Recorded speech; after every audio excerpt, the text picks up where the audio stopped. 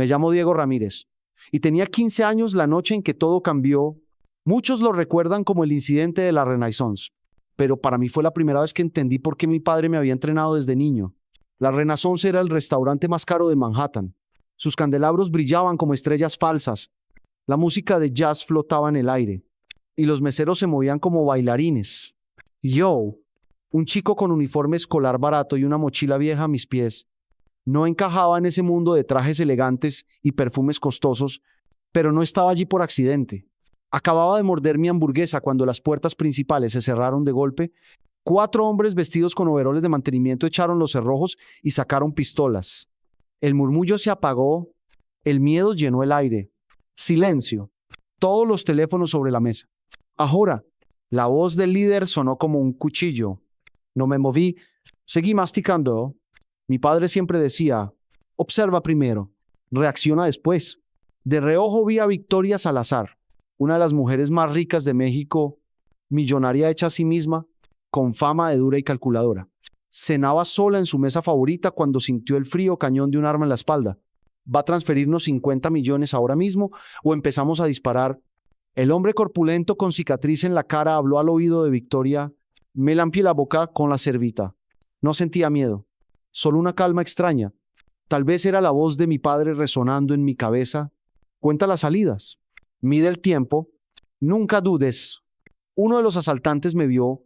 Yo era un adolescente flaco que ignoraba el terror.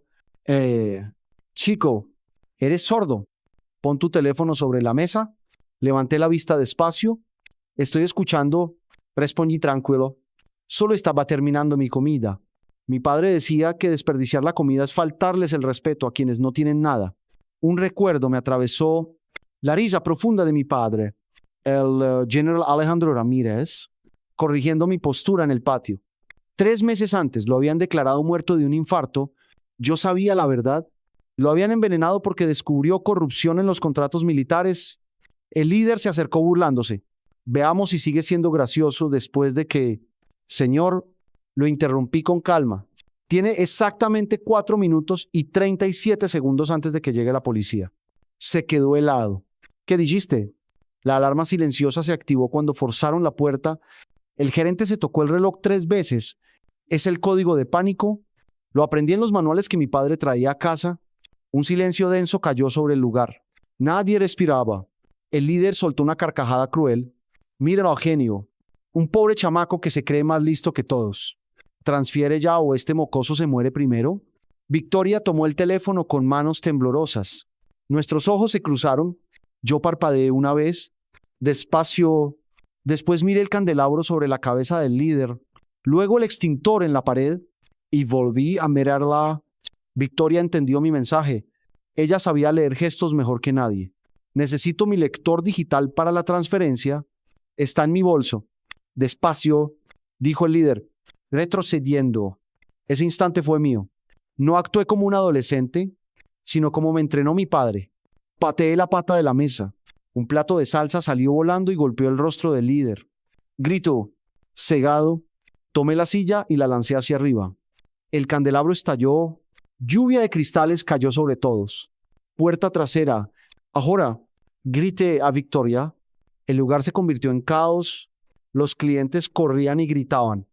Uno disparó al techo, pero yo ya estaba en movimiento. Tomé el extintor y rocié espuma en su cara. Tosió, quedó ciego. Otro se lanzó contra mí. Era más grande, pero eso no importaba. Las lecciones de mi padre sonaban en mi mente. Bloquea, desvía, contraataca. Le retorcí el brazo hasta oír el crujido y lo derribé. Eligieron el restaurante equivocado y eligieron a la persona equivocada. El líder limpiándose la salsa de los ojos. Me miró con atención. Vio mi postura firme, mis movimientos precisos y la ausencia total de miedo. No era un chico cualquiera. Era el hijo de un general. ¿Quién demonios eres? Preguntó con voz rota. No respondí. Afuera las sirenas ya se escuchaban. 4 minutos y 40 segundos. Chasis perfecto. Victoria me miraba desde la puerta de la cocina. Su expresión era de asombro total. Yo, un adolescente de 15 años con mochila gastada, acababa de desarmar a 4 hombres armados. Ese fue el momento en que comprendí que no era solo Diego Ramírez. Yo era la herencia viva de mi padre. Su última arma, las sirenas se acercaban. Los cristales todavía crujían bajo los pies de los policías que entraban corriendo en la Renaissance. Los clientes huían despavoridos y algunos lloraban. Yo me quedé quieto, con el extintor en la mano. Mis dedos no temblaban. Esa calma me asustaba más que las armas de los asaltantes. Un detective con gabardina oscura se acercó. Su placa brilló ante mis ojos. Ramírez López. Se parecía a mi padre en la forma de caminar, firme y cansada a la vez. Muchacho, dijo con voz incrédula, te moviste como un profesional. ¿Quién te entrenó? No contesté. En mi cabeza resonaba la voz de mi padre. Observa, calcula, nunca dudes. Todo lo que había hecho en el restaurante era memoria. El detective insistió. ¿Tu nombre? Diego. Respondí. Diego Ramírez. Sus ojos se abrieron con sorpresa. Parentesco con el general Alejandro Ramírez. Asentí. Vi cómo su expresión cambiaba a respeto y a la vez compasión. Tu padre fue un gran hombre, murmuró. Bajé la mirada. No quise decir nada. Todos repetían lo mismo, que había muerto de un infarto. Los periódicos, los oficiales, los discursos solemnes. Pero yo estuve allí. Vi su cuerpo caer. Noté el extraño color en sus labios y vi cómo desaparecieron archivos de su estudio esa misma noche. Mi padre no había muerto de causas naturales. Lo habían asesinado. Él no era un simple soldado. Además de comandante en operaciones especiales, había trabajado como auditor en el Pentágono. Investigaba contratos de defensa, facturas, empresas fantasma. Una y otra vez aparecía el nombre de Defcon Industries. Diego, me dijo una tarde, no solo roban dinero, están robando vidas. Los soldados mueren porque usan equipo defectuoso. Yo tenía 6 años cuando empezó a entrenarme. Me enseñó ajedrez, como si fuera un mapa de guerra. A los 8 me daba códigos para descifrar. A los 10 me obligaba a memorizar salidas de emergencia de cada edificio. A los 12 ya sabía desmontar y montar un arma. Yo quería una infancia normal. Mis amigos jugaban al fútbol en la calle. Yo corría bajo el sol practicando movimientos de defensa. Ellos salían en bicicleta. Yo calculaba trayectorias con un cuaderno. A veces lo odiaba, pero ahora entendía. Cuando terminé mi declaración, salí por la puerta trasera. La ciudad seguía viva. Los taxis pitaban. Las luces de neón brillaban. Las parejas reían en las aceras. Me pareció extraño. Afuera nada había cambiado. Pero yo ya no era el mismo. No estaba solo. Lo sabía. Vi una sombra en la esquina. Otra figura apoyada en un poste. Eran los veteranos de mi padre. Me seguían desde el funeral, silenciosos, vestidos como civiles. No conocía a todos, pero reconocía su lealtad. Uno de ellos se adelantó, alto, fuerte, con barba gris. Capitán Esteban Rodríguez. Había servido 20 años bajo el mando de mi padre. ¿Te manejaste bien?, dijo en español claro, con voz baja pero firme. Alejandro estaría orgulloso. No respondí. No me sentía héroe. Solo un muchacho que había sobrevivido a cenar con millonarios armados. Rodríguez apoyó su mano pesada en mi hombro. Hiciste exactamente lo que él te enseñó. Pero escucha, esto apenas comienza. Ahora irán por ti. Y Victoria Salazar no se quedará quieta. El nombre de esa mujer me heló el estómago. Había visto su mirada cuando mencioné Defcon. Ella sabía, y yo sabía que ella estaba involucrada. Rodríguez me entregó un sobre pequeño. Dentro había una llave y una hoja con la letra firme de mi padre. La reconocí de inmediato. Diego, si lees esto es porque ya no estoy. El casillero guarda todo. Pruebas, fotos, informes. Termina lo que empecé. Confía en mis hombres y nunca subestimes a tus enemigos. El papel me quemó en las manos. Quise llorar, pero mis ojos se negaron. El dolor estaba demasiado profundo. Guardé la nota y apreté la llave en el puño. No era solo metal, era un destino. ¿Dónde está?, pregunté. Union Station, respondió Rodríguez. Casillero 317. Pero no hoy. Esta noche descansas. Mañana empezamos. Asenki. Mi padre siempre decía que la estrategia comienza a compensar 3 pasos adelante. El restaurante fue solo el primer movimiento. Caminé bajo las luces parpadeantes de la avenida y una pregunta no dejaba de golpearme en la mente. Si un muchacho de 15 años podía desarmar a 4 hombres armados en un restaurante, ¿qué más me había preparado mi padre para hacer? No tenía todas las respuestas. Pero una cosa era segura: la herencia del general Alejandro Ramírez vivía en mí y la verdadera batalla apenas comenzaba. La mañana siguiente me desperté antes del amanecer. No pude dormir mucho. Las imágenes de la noche anterior se repetían en mi cabeza como una película interminable. Las armas, los gritos, el vidrio cayendo como lluvia, la mirada de Victoria Salazar cargada de miedo. Me miré en el espejo. Seguía siendo un chico de 15 años con ojeras y uniforme escolar arrugado, pero en mis ojos había algo distinto, una frialdad que no reconocía. Rodríguez me esperaba en la cocina de mi pequeño departamento. Tenía una taza de café en la mano y los hombros rectos como si aún estuviera en servicio. «Hoy no vas a la escuela», dijo con tono seco. Lo miré sin sorpresa. Lo imaginaba. Me entregó un teléfono sencillo, de esos que parecen anticuados. Mensaje anónimo. Llegó de madrugada. Café esquina. 3 de la tarde.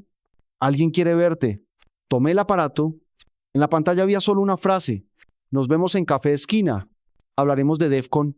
No había firma. No hacía falta. ¿Era Victoria? «Es una trampa». Dije: «Claro que lo es», respondió Rodríguez. «Pero también es una oportunidad». Guardé el teléfono en la mochila. Mi padre siempre decía que la paciencia era un arma. Y también lo era la osadía. Pasé el resto de la mañana revisando mis notas. Mi cuarto estaba lleno de carpetas, fotos, mapas, recortes de periódico. Cada documento era una pieza del rompecabezas que mi padre había dejado: contratos inflados, transferencias sospechosas, senadores comprados. El nombre de Victoria aparecía escondido tras empresas fantasmas. Ella era la clave. A las 2:30 salí de casa. Caminé por las calles de Manhattan con la mochila colgando y el corazón latiendo fuerte pero constante. A mi alrededor, entre la multitud, reconocí a 3 de los hombres de mi padre. No me hablaban, pero sabía que me escoltaban. El café esquina estaba casi vacío. Viejas lámparas colgaban del techo. El olor a pan tostado flotaba en el aire. Y la radio sonaba con un bolero antiguo. Elegí una mesa en la esquina, como había indicado el mensaje. A las 3 en punto, la puerta se abrió. Entró Victoria Salazar. Llevaba gafas oscuras y un pañuelo en la cabeza, un disfraz ridículo para alguien acostumbrada a salir en portadas de revistas. Caminó con rigidez, como si cada paso fuera un peso. Se sentó frente a mí sin pedirme permiso. «Pareces tranquilo para un niño que juega con fuego», dijo, quitándose las gafas. Sonreí apenas. Mi padre me enseñó a no mostrar miedo. «Usted debería saberlo». Lo conoció mejor de lo que admite. Su mandíbula se tensó. «Tu padre fue un hombre valiente, pero también ingenuo. Se metió donde no debía. Descubrió que usted estaba detrás de contratos falsos y de equipo militar defectuoso». La interrumpí. «Descubrió que soldados murieron por su ambición». Victoria me miró con ojos helados. «No tienes pruebas que valgan en un tribunal». Abrí mi mochila y saqué una carpeta delgada. La empujé hacia ella. «Autopsia privada. Encontramos digitalis en la sangre de mi padre. Un veneno que simula un infarto. Aquí están los análisis». Sus manos temblaron al abrir el sobre. No lo admitió en voz alta, pero vi el miedo en su mirada. «¿Qué quieres?», preguntó al fin. «Justicia», respondí. Se inclinó hacia adelante. «Justicia o venganza». Respiré hondo. «Las dos cosas. Usted construyó un imperio sobre la sangre de soldados. Quiero que pague, pero también quiero que el mundo lo sepa». Victoria apretó los dientes. «Podría destruirte. Tienes 15 años. Eres un menor obsesionado con fantasías de conspiración. Nadie te creería». Saqué un pequeño portátil de mi mochila. Lo abrí y giré la pantalla hacia ella. En el monitor apareció la página de un blog de investigación con millones de lectores. En la cabecera estaba el nombre de Kenneth Morales, periodista condecorado y exmarine que había servido con mi padre en Irak. Él sí me cree. Tiene mis documentos. Si algo me pasa, su equipo publicará todo. Y créame, la prensa no necesita pruebas legales. Solo necesita suficientes sospechas. El color abandonó su rostro. Me incliné hacia adelante. Va a transferir el 51% de Defcon a un fondo controlado por veteranos y va a renunciar públicamente al consejo. Lo hará en 48 horas. Eso es extorsión. Susurro. No. Contesté. Eso es restitución. Me levanté. Dejé $5 sobre la mesa por el chocolate caliente que había pedido y colgué la mochila en mi hombro. ¿Usted piensa que me hizo huérfano?, añadí antes de salir, pero en realidad me convirtió en la última arma de mi padre. Su error fue creer que los generales mueren sin dejar plan, y ese fue su mayor error. Salí del café sin mirar atrás.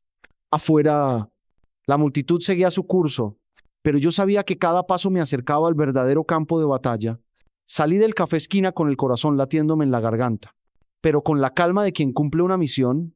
Caminé con paso firme hasta la esquina donde me esperaba una sombra que reconocí al instante. Capitán Esteban Rodríguez. Nos miramos sin palabras. Él me entregó un café y asintió. Sabía que había sido la jugada correcta. ¿Qué hizo ella?, preguntó Rodríguez en voz baja. Me ofreció su teléfono, su bolsa, todo. Respondí. Tiene miedo, pero no lo suficiente para admitirlo en público. Rodríguez resopló. Los ricos nunca se quiebran en silencio. Rompen cosas a su alrededor para que nadie vea las grietas. Asenki. ¿Entendía la mecánica? Dinero, abogados, presiones. Ella tenía recursos para apagar un incendio mediático. Mientras regresaba a mi cuarto, noté que algo cambiaba en el aire de la ciudad. Un teléfono vibraba sin cesar en la mano de un transeúnte. Un periodista hablaba, en voz alta, sobre una historia juiciosa. Las redes sociales son rápidas. Una sola chispa puede incendiar la pradera. A media tarde mi teléfono recibió un mensaje corto. Noticias falsas circulan. Vigila. No tenía remitente. Lo archivé. Confiaba en Kenneth Morales. Él ya había visto mis archivos y había prometido cobertura si algo me ocurría. Victoria reaccionó en cuanto puso un pie fuera del café. No tardó ni una hora en mover ficha. Contrató a un investigador privado, Miguel Barrera, y a un bufete especializado en control de daños. También habló con su abogado, Javier Peralta, y con su equipo de relaciones públicas. Lo supe por las sombras que me seguían cada tanto. Algunos eran nuevos, vestidos con discreción cara. La primera maniobra fue desacreditarme. Al anochecer empezaron a plantar historias en blogs. Adolescente trastornado, obsesión familiar, teorías conspirativas. Fotos mías en la facultad fueron retocadas para que pareciera desaliñado. Un perfil viejo fue sacado a la luz para mostrar un supuesto historial conflictivo. Lo más peligroso fue el ataque directo a Kenneth. Intentaron vincularlo con agendas personales para minar su credibilidad. Un columnista pagado publicó insinuaciones sobre su pasado militar. Era un intento claro de quemar la fuente antes de que encendiera la mecha. Pero subestimaron dos cosas. Primero, que la verdad tiene formas de filtrarse. Segundo, que yo no estaba solo. Kenneth no era un periodista cualquiera, y sus contactos tampoco. Mi equipo, si podía llamarlo así, no era formal. Eran hombres y mujeres que habían servido con mi padre o que lo respetaban profundamente, vigilaban, protegían y recopilaban. Entre ellos estaba María, un analista que trabajaba en ciberseguridad, y Toma, un exsargento encargado de logística. Con su ayuda, pudimos replicar cada ataque con pruebas que demostraban la falsedad de los panfletos. Publicamos capturas de transacciones, correos internos y la cadena de custodia de algunos archivos. Kenneth preparó un artículo que, si lo sacaban en el momento adecuado, haría explotar la narrativa que Victoria intentaba imponer. Victoria, desesperada, no se detuvo en la difamación. Compró espacios en redes para multiplicar la historia de un niño problemático. Llamó a columnistas amigos. Un analista financiero emitió un informe insinuando inestabilidad en las acciones de Defcon por rumores sobre litigios. Fue cálculo frío. Buscó el pánico de los inversores. A medianoche apareció en mi teléfono un video manipulado. Me mostraban hablando incoherencias y luego cortaban a imágenes que no tenían relación. Era montaje, igual que los blogs, pero los montajes crean ruido y el ruido confunde a la gente. No todo fue reacción. Yo decidí atacar estratégicamente. Kenneth lanzó un breve video con mi testimonio. Hablé sin teatralidad. Conté lo básico. La verdad simple. Mi peda investigué. Apareció digitalis en la autopsia privada. Y había documentos con transferencias sospechosas. No hice acusaciones grandilocuentes. Dejé que los documentos hablaran. El video fue compartido por miles en pocas horas. La frialdad de mi relato contrastó con la teatralidad de los ataques. Aquello no parecía una conspiración de un adolescente. Tenía peso documental. En menos de 6 horas, la balanza mediática empezaba a inclinarse a mi favor. Victoria redobló su estrategia. Intentó comprar silencio con amenazas. Envió mensajes intimidatorios a algunos veteranos cercanos a mí, ofreciéndoles dinero por dar testimonio contrario. Otros recibieron llamadas anónimas en plena noche. Lo que ella no calculó fue la lealtad construida en años de servicio. Capitán Rodríguez y los suyos no se vendían. Al contrario, devolvieron cada llamada con pruebas adicionales. Un contable dispuesto a testificar entregó documentos que conectaban transferencias de Defcon a cuentas opacas. La historia, poco a poco, dejó de ser un rumor para convertirse en investigación.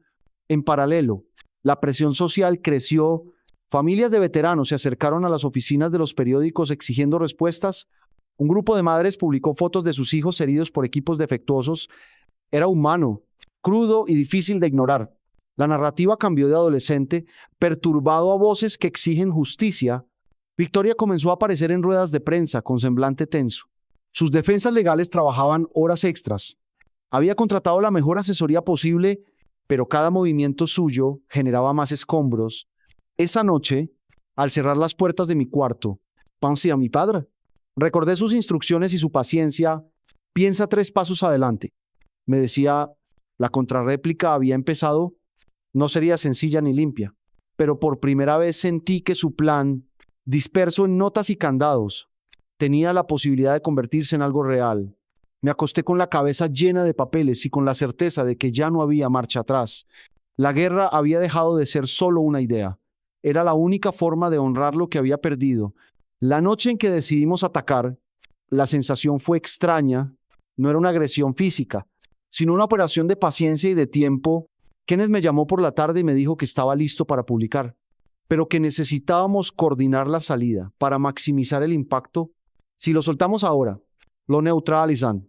Me advirtió, esperemos el momento justo para que no puedan apagar la señal. Trabajo con Kenneth significó aprender a pensar como un estratega mediático. Él tenía contactos en varios medios y sabía cómo plantar la historia para que fuera imposible de ignorar. Mientras tanto, mis guardianes, los hombres de mi padre, se movían en silencio. María revisó códigos, borró huellas y reforzó la cadena de custodia digital. Tom aseguró que los documentos físicos estaban fuera de la ciudad, en manos de un contador dispuesto a testificar. Preparé el casillero 317 en Union Station, como lo indicaba la nota de mi padre.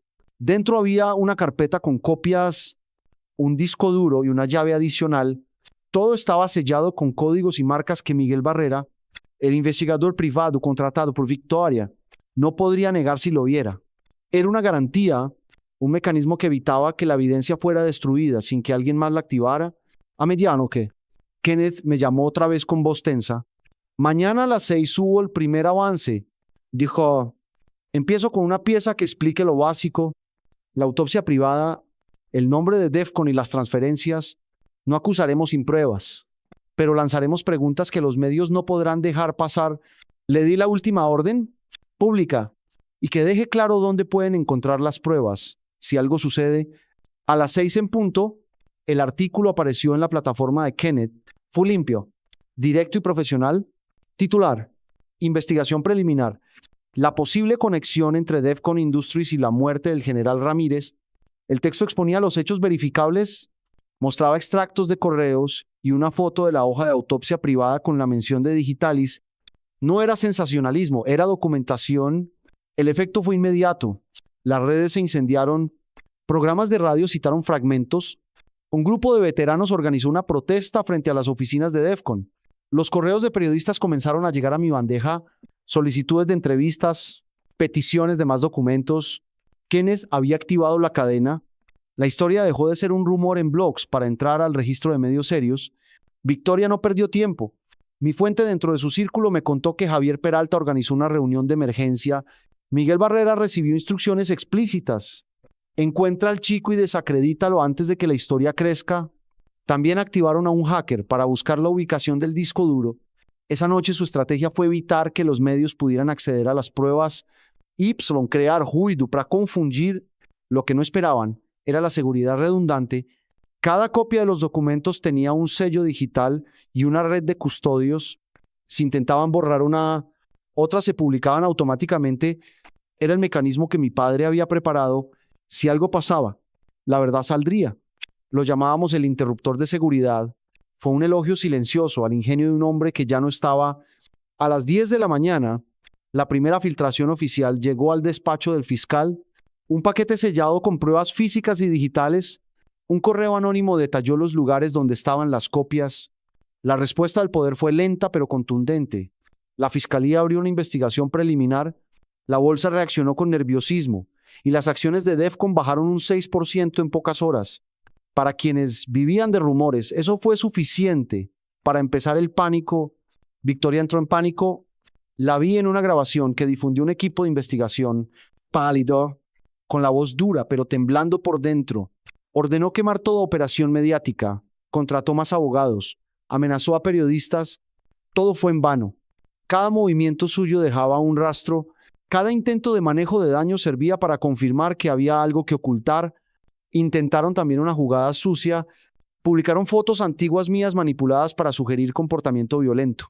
Circularon audios supuestamente de personas que trabajaron con mi padre hablando de obsesión. Fue una ofensiva de desprestigio. Yo sabía que la verdad se defendía con documentos, no con calumnias. Así que respondimos con lo que teníamos. Pruebas verificables. Kenneth publicó la segunda parte del dossier con nombres de empleados, cuentas vinculadas y recibos. Allí aparecía el nombre de una cuenta offshore que conectaba a miembros del consejo de Defcon con empresas fantasma. La combinación de evidencias fue letal: transacciones, contratos ficticios y anotaciones privadas del general. Los medios no tardaron en usar esas piezas como columnas vertebrales de sus reportes. El teléfono de mi madre sonó sin cesar. Familias de excombatientes llamaron a nuestra puerta. Querían saber si era cierto, si alguien iba a pagar por lo que sus hijos habían sufrido. Yo no tenía respuestas fáciles, pero sí tenía pruebas y la sensación de que mi padre nos había dejado algo más que recuerdos. Mientras tanto, en la sombra, Miguel Barrera recibió una oferta: dinero por destruir un disco. Laurent Chazou prefirió conservar su integridad y, quizás, su conciencia. Eso nos dio ventaja. Un peón volvió al tablero del lado correcto. Cada silencio que rompíamos, cada documento comprobado, debilitaba la fachada de Victoria. A las 6 de la tarde la presión era insoportable. La junta de Defcon intentó controlar la narrativa, pero los inversores exigieron explicaciones. Los correos internos eran insoportables para ellos. No podían negar la evidencia que circulaba y la fiscalía pedía información. Victoria se movía como una leona acorralada. Cada movimiento suyo era más violento y menos inteligente. Esa noche, cuando apagué la luz, sentí que algo fundamental había cambiado. No era solo que la verdad empezara a salir a la luz, era que la gente empezaba a creer que la justicia era posible. Mi padre había dejado un plan, nosotros lo estábamos ejecutando, y mientras me apoyaba en la almohada, escuché en mi cabeza la voz que siempre me guiaba: piensa 3 pasos adelante. La filtración había sido el segundo movimiento, quedaban muchos más. La filtración había sido un golpe certero, pero yo sabía que no sería suficiente para derribar a alguien como Victoria Salazar.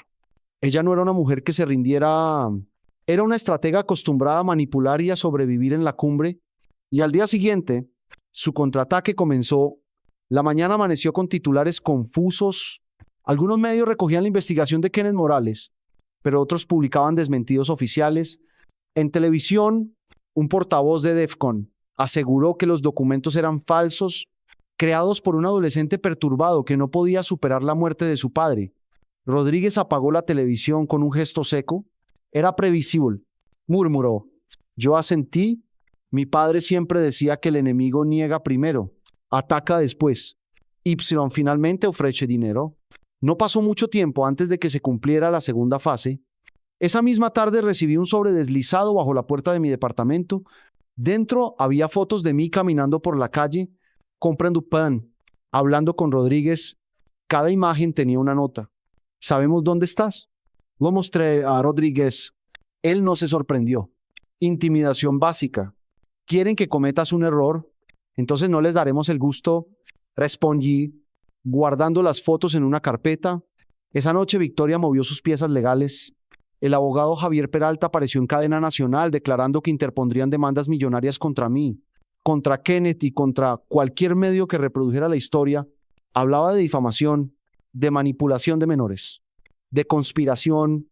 Su tono era solemne, como si la justicia fuera un traje caro que se podía poner para la ocasión. Pero lo que más me preocupó no fue la amenaza pública, sino lo que pasó en privado.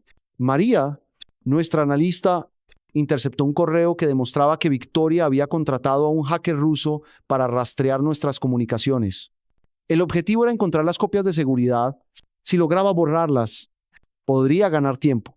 Tenemos que reforzar la red, dijo María con urgencia. Mi padre preveía esto. Respondí.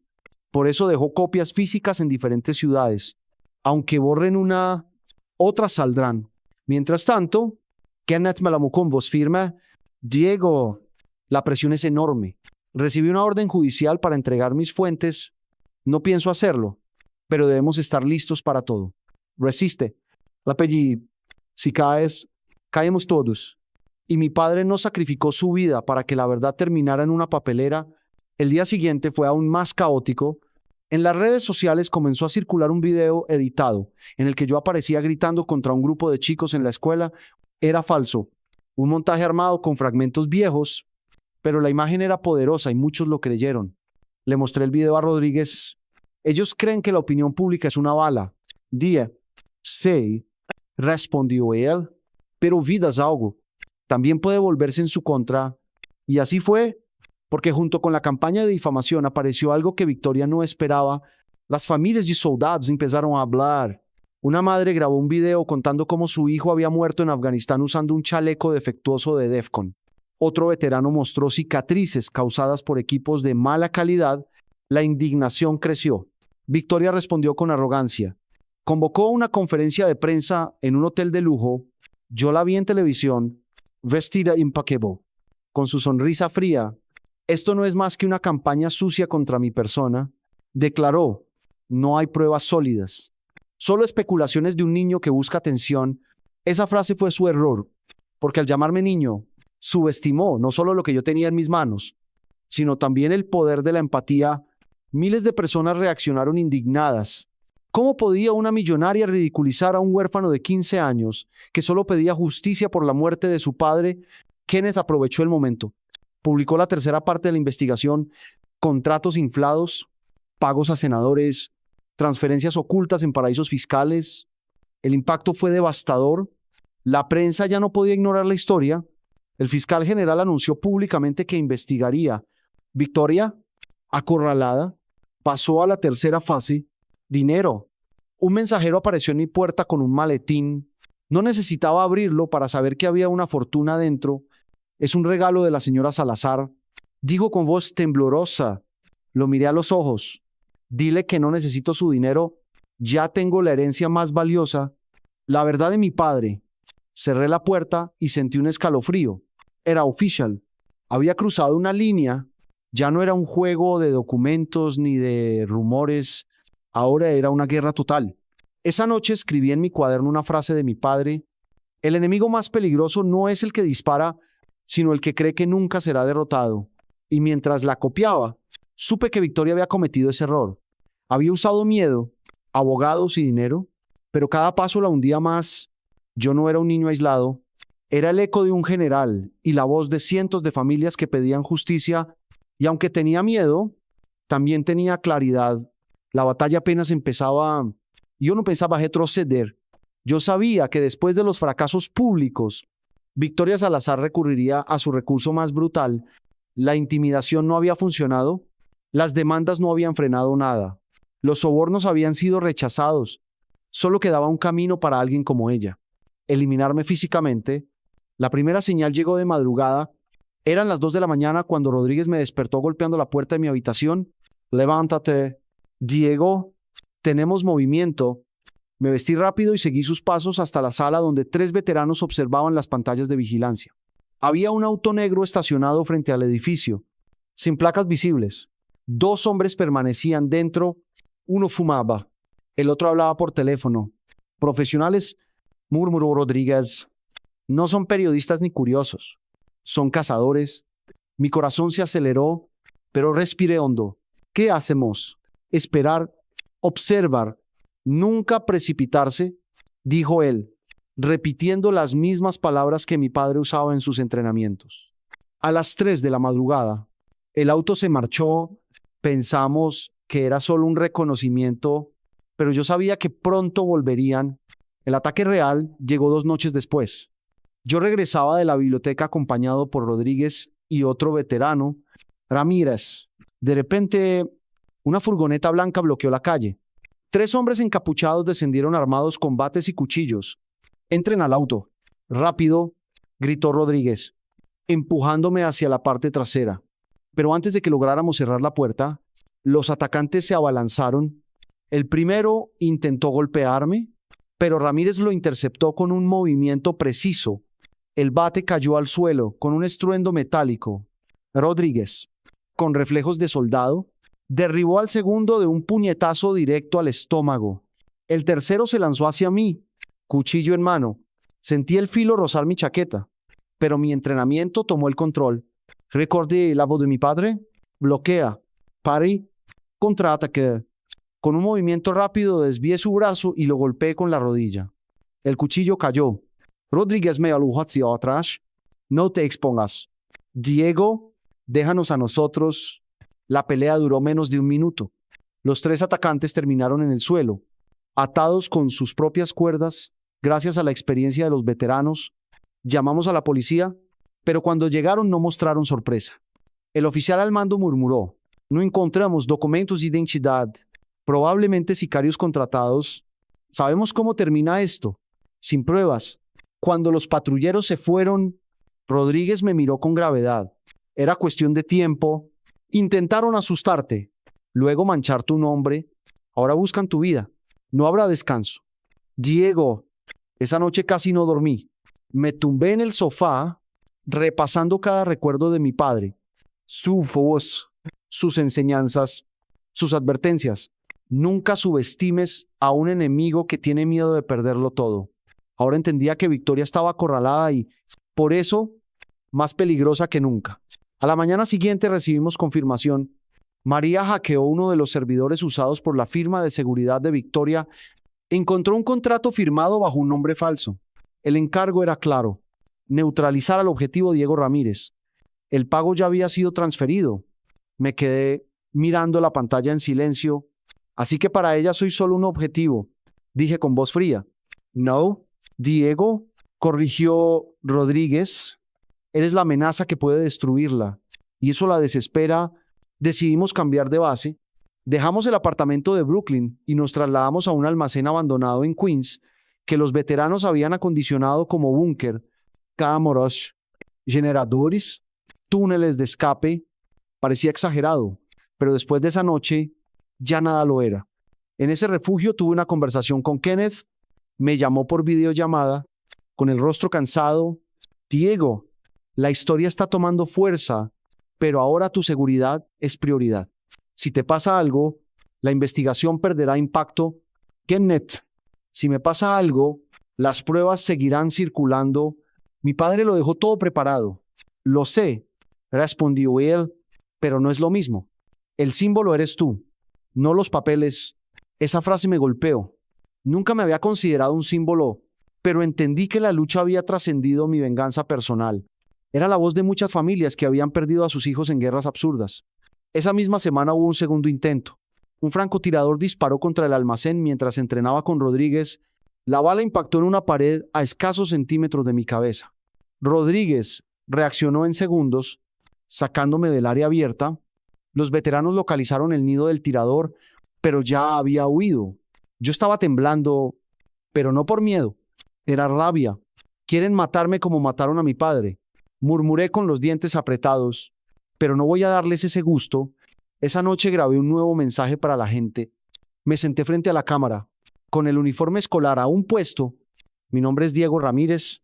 He sido perseguido, difamado, y ahora intentan silenciarme con violencia, pero no me detendrán, porque detrás de mí no solo está la memoria de mi padre.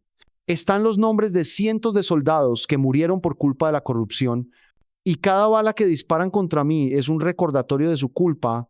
El video se volvió viral en cuestión de horas. Miles de comentarios, miles de mensajes de apoyo. La opinión pública ya no era solo curiosidad, era indignación, era furia. Y yo entendí que, aunque intentaran destruirme físicamente, habían cometido su mayor error, convertirme en una causa imposible de apagar. Después de los intentos fallidos de matarme, supe que Victoria Salazar no se detendría ahí. Ella era demasiado poderosa, demasiado orgullosa para aceptar la derrota, y yo tenía claro que su próximo paso sería usar su arma más peligrosa, el sistema, no balas ni cuchillos, sino wedges, fiscales y políticos comprados. La primera señal llegó un lunes por la mañana. Desperté con mi teléfono vibrando sin parar. Cientos de notificaciones. Las noticias en todos los canales repetían el mismo titular: adolescente implicado en hackeos y filtraciones ilegales. Me quedé helado. Rodríguez entró en la sala con el ceño fruncido y un periódico en la mano. Ya lo movió a su terreno. Diego está usando sus contactos en la Corte Federal. Leí el artículo. Decía que yo había infiltrado servidores militares, que había robado información clasificada que podía representar una amenaza para la seguridad nacional. Todo inventado, pero respaldado por documentos falsos. Respiré hondo. Era cuestión de tiempo. Esa misma tarde, recibimos una citación. El fiscal general de Nueva York exigía mi comparecencia en menos de 72 horas. Si no me presentaba, emitirían una orden de arresto. Los veteranos se reunieron conmigo en el almacén. La tensión era palpable. Quieren ponerte contra las cuerdas legalmente, dijo Esteban Rodríguez. Y si caigo en prisión, el relato se derrumba. Respondí yo, sintiendo el peso de cada palabra.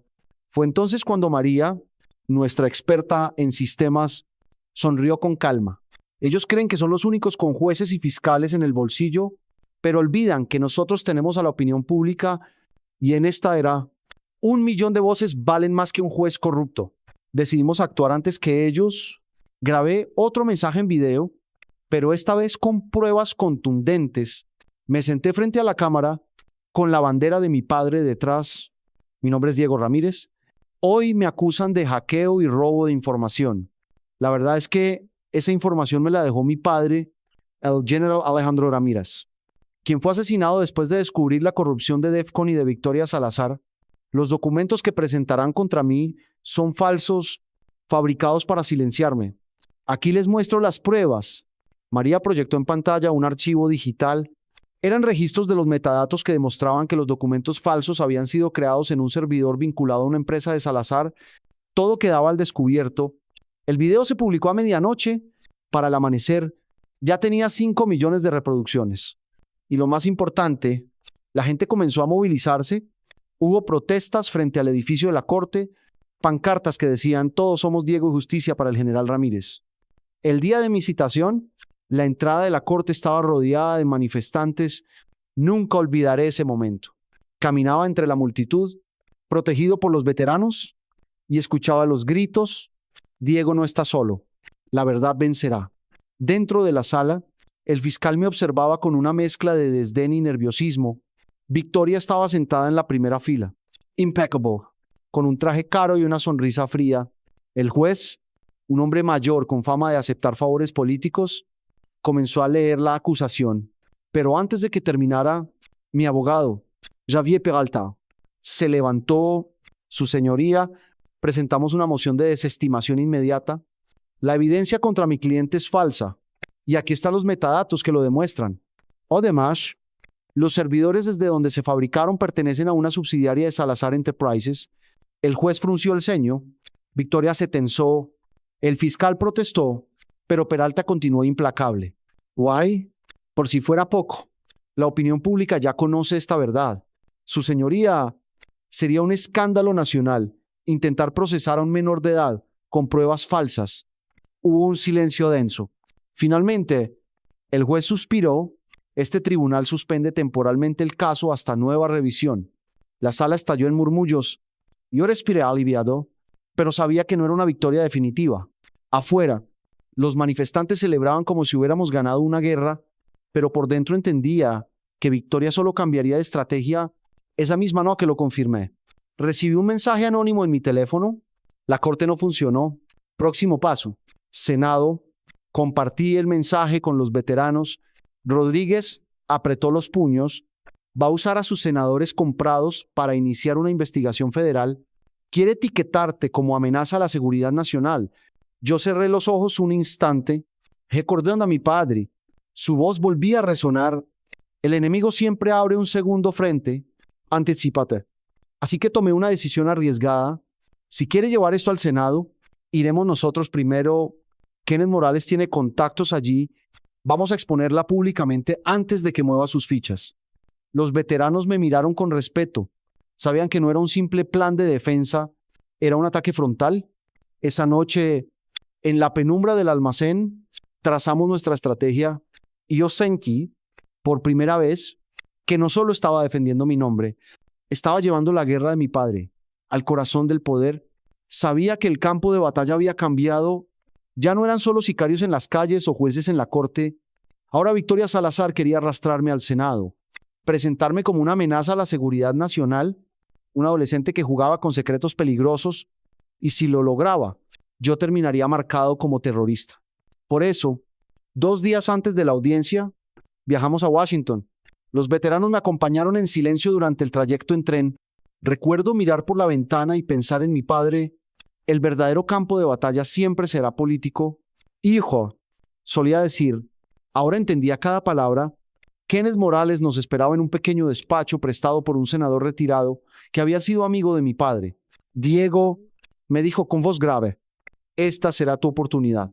No esperes justicia aquí, pero si puedes plantar una verdad imposible de callar, habla desde tu corazón. Y el país escuchará. Asenki, aunque sentía un nudo en el estómago. Yo era solo un chico de 15 años, con mochila y uniforme escolar arrugado, a punto de enfrentarme a tiburones que llevaban décadas en el poder. El día de la audiencia, el edificio estaba rodeado de periodistas. Los flashes me cegaban mientras caminaba hacia la entrada custodiado por Rodríguez y Esteban. Afuera, grupos de manifestantes gritaban mi nombre. Algunos llevaban fotos de mi padre, otros carteles que decían no más corrupción militar. Al entrar, me enfrenté al comité. 12 senadores en una larga mesa semicircular. Reconocí a 2 de ellos por fotos filtradas en los documentos de mi padre. Habían recibido sobornos de Victoria, ahora fingían solemnidad, como si fueran guardianes de la nación. El presidente del comité comenzó con voz fría. Diego Ramírez.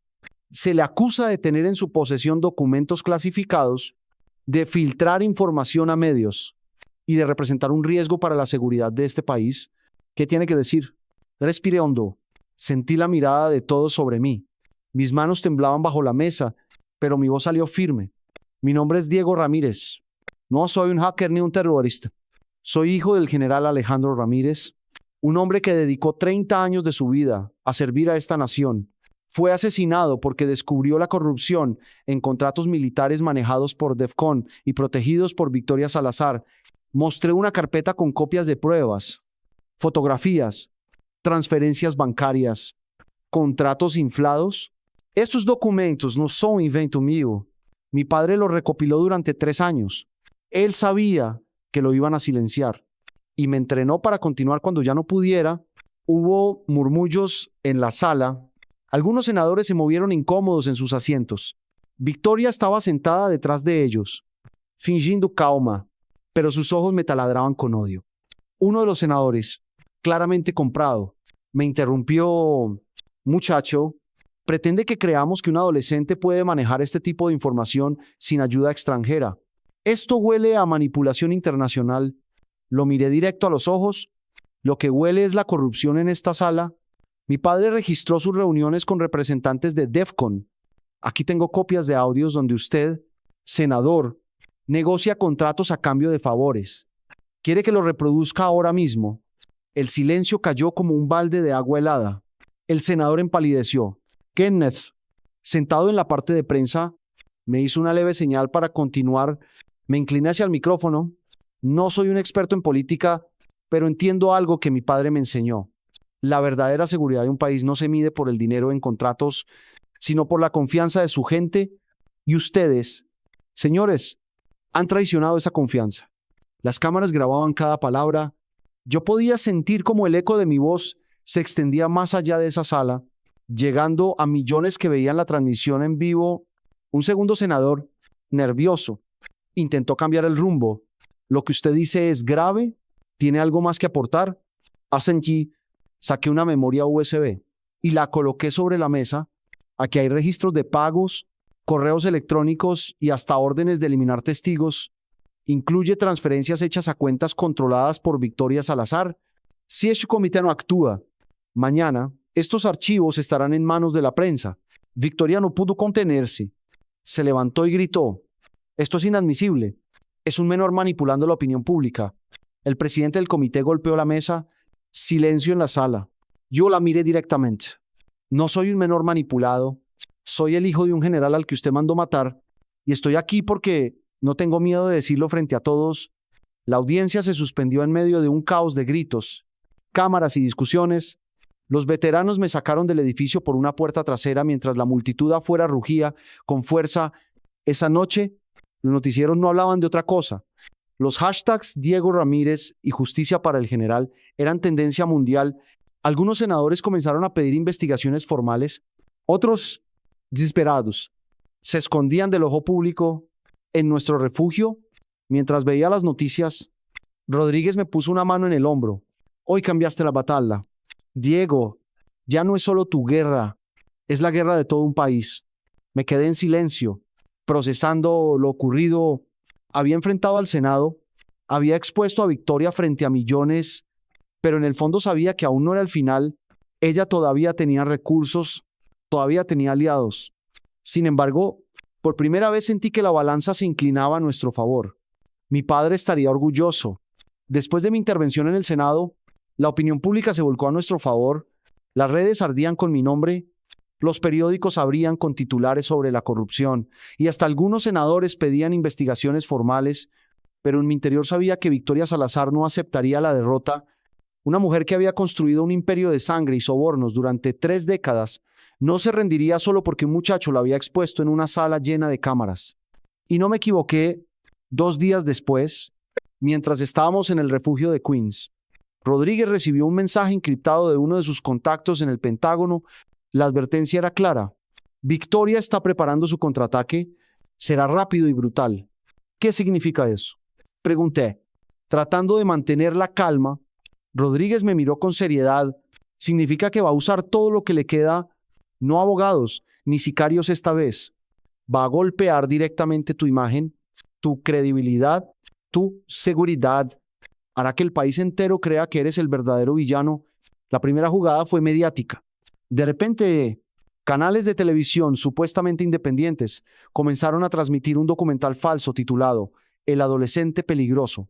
Mostraban imágenes mías manipuladas, insinuando vínculos con grupos radicales, entrevistas con falsos testigos que aseguraban que yo había amenazado a compañeros de escuela, incluso supuestas grabaciones de voz en las que hablaba de guerra contra el Estado.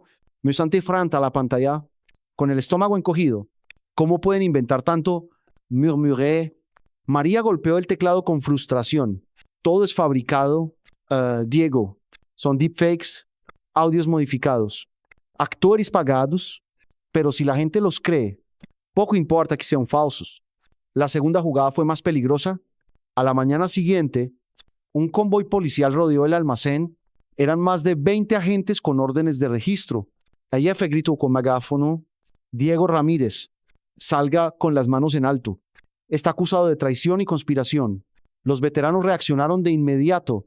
Cerraron las compuertas, activaron las cámaras internas y me llevaron al túnel de escape subterráneo. Mientras huíamos, escuchaba las sirenas y los golpes contra las puertas de acero. Van a pintarte como fugitivo, me dijo Esteban Rodríguez, mientras corríamos por el túnel húmedo. Entonces tenemos que mostrar la verdad antes de que lo consigan. Respondí con la respiración entrecortada. Llegamos a un viejo taller abandonado que usábamos como segunda base. Allí me esperaba Kenneth Morales. Tenía el rostro cansado, pero los ojos brillaban con determinación. Diego, tienes que entender algo. Esto ya no es una partida de ajedrez. Es una guerra de resistencia.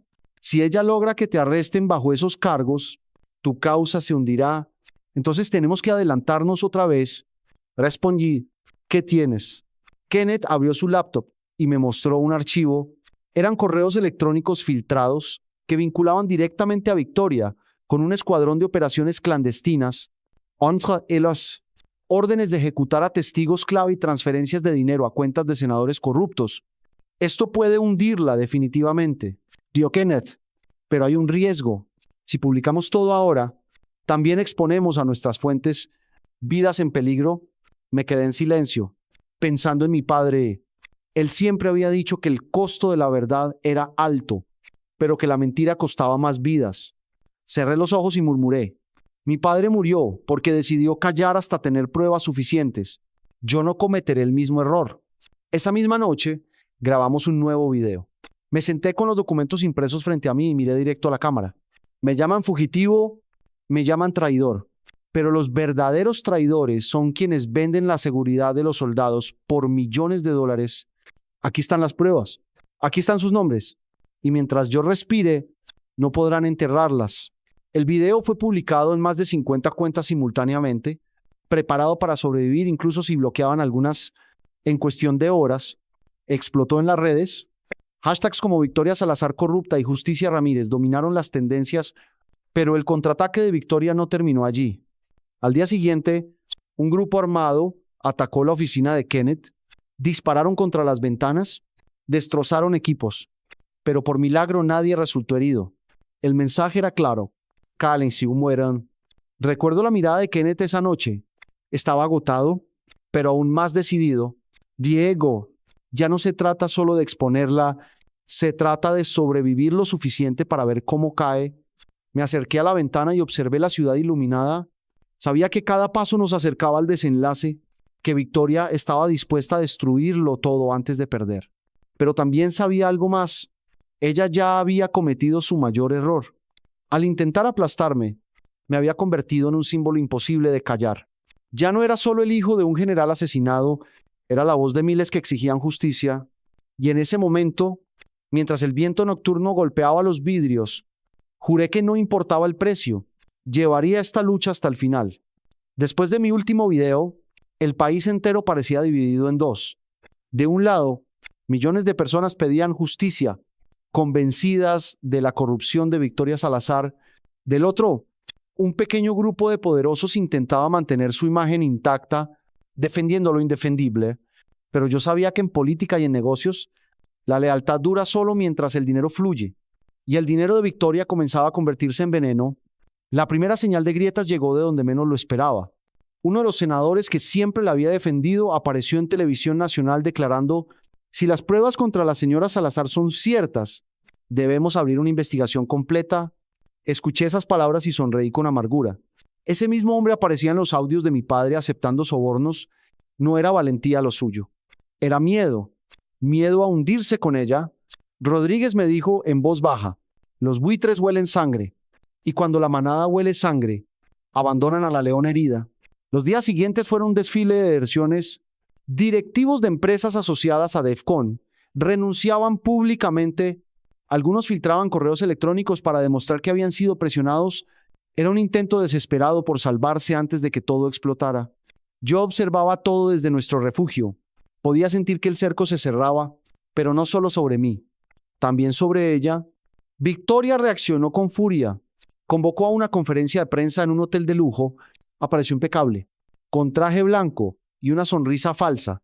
Declaró que era víctima de una conspiración orquestada por un adolescente trastornado y grupos interesados en destruir la seguridad nacional, pero el tiro le salió por la culata. Durante la transmisión en vivo, alguien filtró un documento firmado por ella misma, autorizando la transferencia de fondos a una cuenta en Suiza vinculada a sobornos. La pantalla detrás de los periodistas mostró la imagen en cuestión, y el caos fue inmediato. Los reporteros comenzaron a gritar preguntas. Los micrófonos se levantaron como armas. Yo lo vi todo en directo y pensé: ese fue el principio del fin. Kenneth Morales llegó al refugio esa noche con una sonrisa cansada. La prensa ya no está de su lado. Incluso los canales que solían protegerla la están exponiendo. Sus aliados la están dejando caer. ¿Y qué sigue?, pregunté. Y me miró fijamente. Lo inevitable. Cuando los poderosos sienten que su reina está a punto de caer, empiezan a negociar su propia supervivencia, y eso significa traicionarla.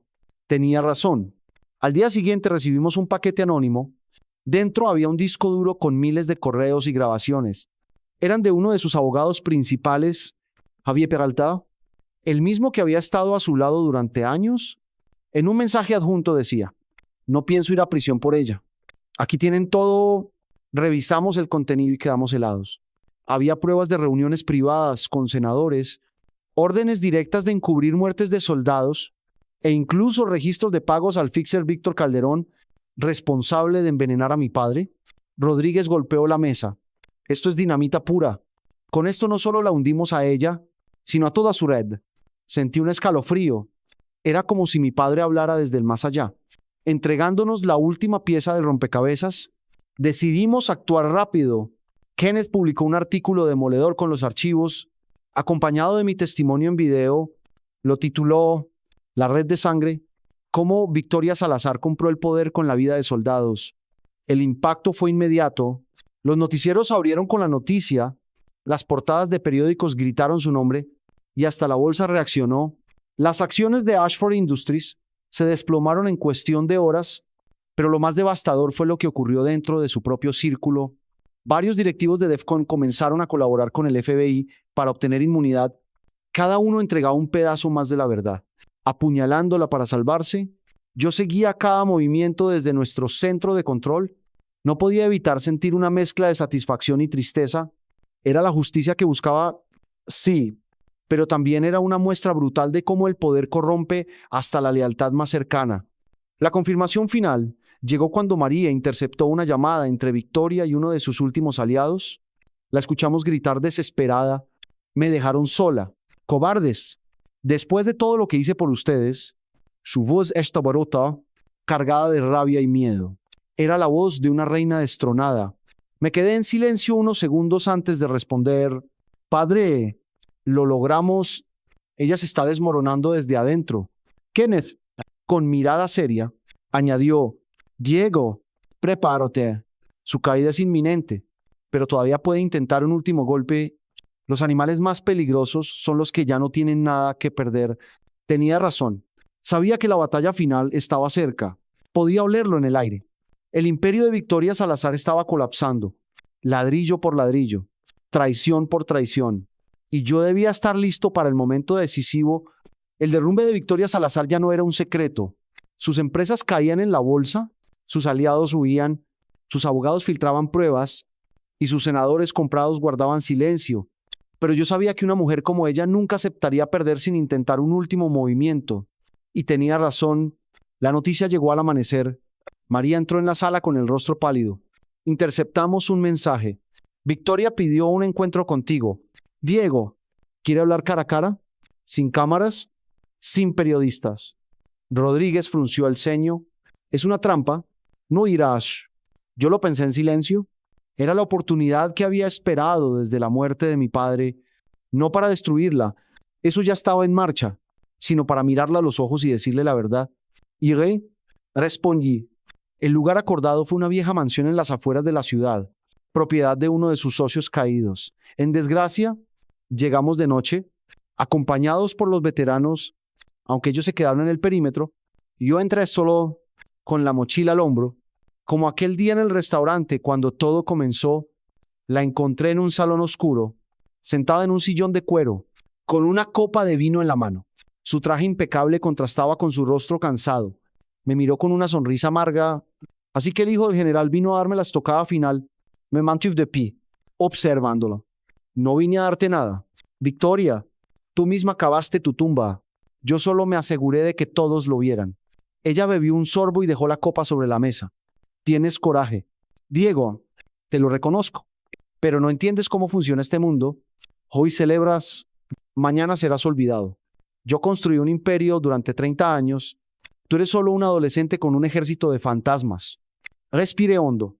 No, Victoria, no soy un adolescente jugando a la guerra. Soy el resultado de todo lo que destruiste. Tú mataste a mi padre creyendo que con eso detendrías la verdad, pero lo único que hiciste fue convertirla en un legado imposible de callar. Ella se levantó, caminando hacia mí con pasos lentos. Sus ojos brillaban con rabia contenida. Tu padre y yo jugábamos en la misma liga. Él eligió ser mártir. Yo elegí sobrevivir. Y la historia no recuerda a los mártires, recuerda a los vencedores. Me acerqué un poco más, sin miedo. ¿De verdad te consideras vencedora Está solo. Tus aliados te traicionaron, tus empresas se derrumban, tu nombre es sinónimo de corrupción. Eso es victoria. Hubo un silencio pesado. Por un instante vi algo humano en sus ojos. Miedo. De pronto, sacó un pequeño revólver de su bolso, lo apuntó directo a mi pecho. Podría acabar todo aquí. Diego, un disparo y nadie sabría la verdad. No me moví, recordé la voz de mi padre. El verdadero poder es no mostrar miedo cuando el enemigo espera verlo. La miré fijamente y hablé con calma. Dispara, si quieres, pero recuerda que todo está preparado. Si algo me pasa, mañana el mundo entero recibirá las pruebas restantes. Y tu caída será aún más brutal. Su mano tembló, la rabia luchaba contra la desesperación. Finalmente, bajó el arma y dejó escapar un suspiro derrotado. Me subestimé. Subestimé a tu padre y después a ti. Sí, respondí. ¿Por qué pensaste que el poder estaba en el dinero y en las conexiones? ¿Nunca entendiste que el verdadero poder está en la lealtad, en la verdad, en la gente dispuesta a luchar por algo más grande que ellos mismos?